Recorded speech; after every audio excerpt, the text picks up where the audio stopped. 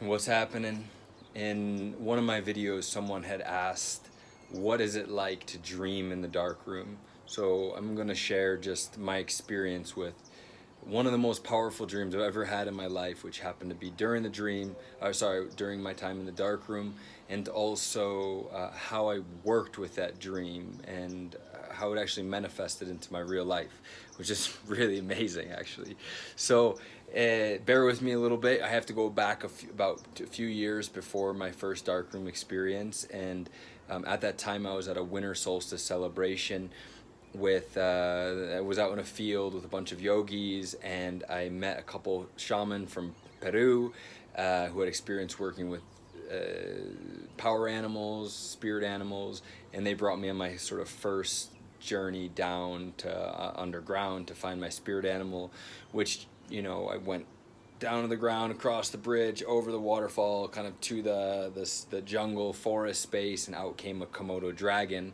And when I came out of my my journey, I was a little bit stressed out because I had gone down there expecting I was going to find Simba or some kind of super happy dog, or a lion, something like this, and instead it was this Komodo dragon. And both the shaman looked at each other at the same time, and they said, hold on, boy, you got a dragon down there.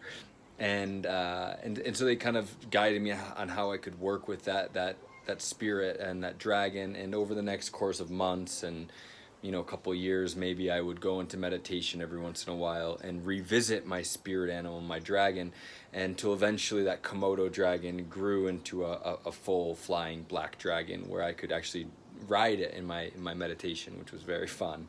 And so now fast forward a couple of years later, I was in the dark room for 11 days in Guatemala, and somewhere around day 8 or 9 approximately, I had a very, very intense, vivid dream.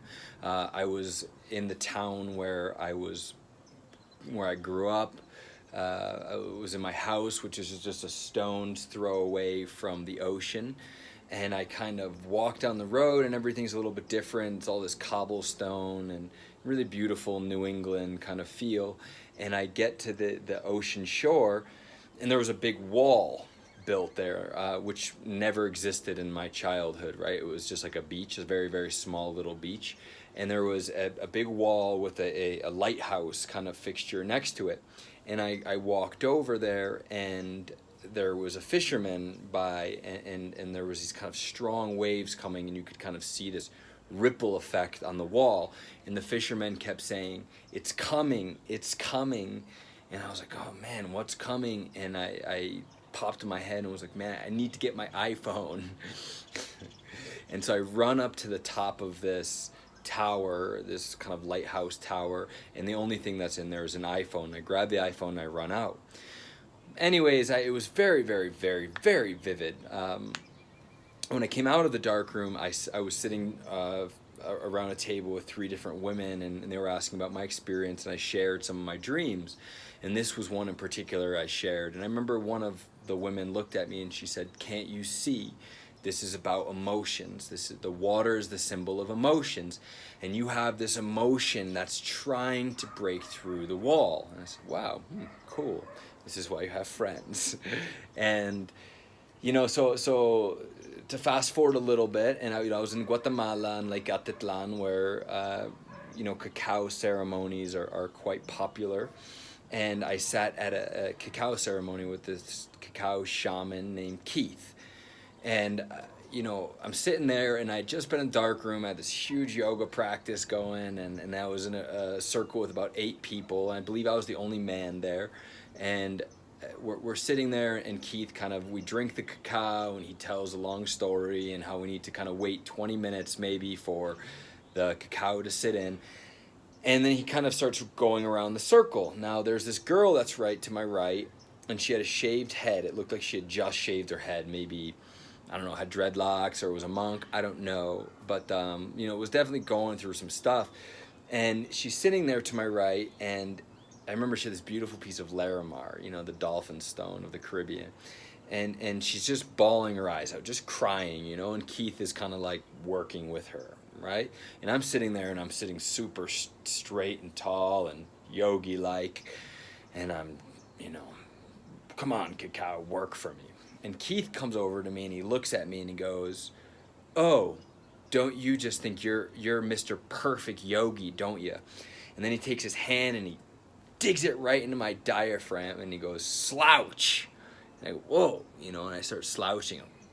And he looks at me and he goes, look at the girl next to you. That's what masters can do. They can cry and they can laugh at the same time. That's where you need to get. And then he kind of moves on to the next person. And so I'm thinking, like, I'm in this slouched position. I'm thinking, man, Keith, I can do that. I can cry. Now, mind you, I'd gone probably at this point something like 8 years without crying. I was teaching myself to be strong as steel and steady as stone. Like, even my dad had passed away, and I had found a hard time, actually crying. Now, I'm sitting there in this slouch position, full of cacao on Lake Atitlan, coming out of the darkroom, and I'm like, I'm gonna cry. And so I'm trying to cry, trying to figure this out. How am I gonna do this? And I remember this dream. And I'm thinking, wow, okay, I got to break through that wall, right? These women had told me that I got to break through the wall to release the emotion. So I go there in my dream. I'm vividly looking at this wall with the tower, the whole wave, the whole deal, everything. And I go up to the wall and, with my imagination, I grab this big hammer. And I'm just like, wah! Start whacking this wall. And yeah, it's not happening. So I grab a shovel in my mind, and I start shoveling under this wall, and it's just not working. I'm like, what am I gonna do?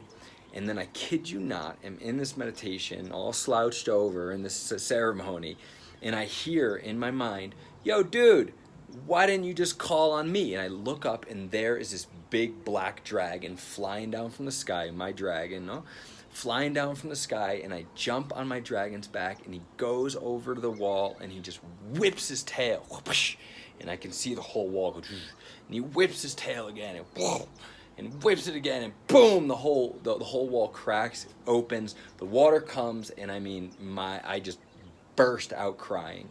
I cried for the next 2 hours. I literally got past a box of Kleenex and used the entire box. I was just bawling, and the whole time in my mind I was riding my dragon over the ocean. I had found my happy place. I had found my innocence within me. It was like Peter Pan relearning how to fly or something, and then I would go back and forth in between riding my dragon to hiking in the woods with my black dog, my black lab. That to me was the embodiment of this dragon spirit for me, and I found my happy place, and for the next weeks to months afterwards, I was like, my heart had totally cracked open. I was crying at the simplest things. I sat in a children's movie and cried when Frosty the snowman melted, or it totally changed my life. And ever since, my emotions have been much more fluid. So it's the power of the dream space. Yes, that dream still to this day had the most profound effect on me. Can I explain why? No, but it happened in the dark room, and I worked with it afterwards, and I really, really do truly believe in this power of darkness, power of the dream space, and also the intentional, conscious working with the energy after. Thank you for listening. Satnam. Aloha. I hope all is good. Write in the comments down below if you want to hear something, you have any questions about the dark space, about Kundalini Yoga, about whatever, man. Satnam Waheguru.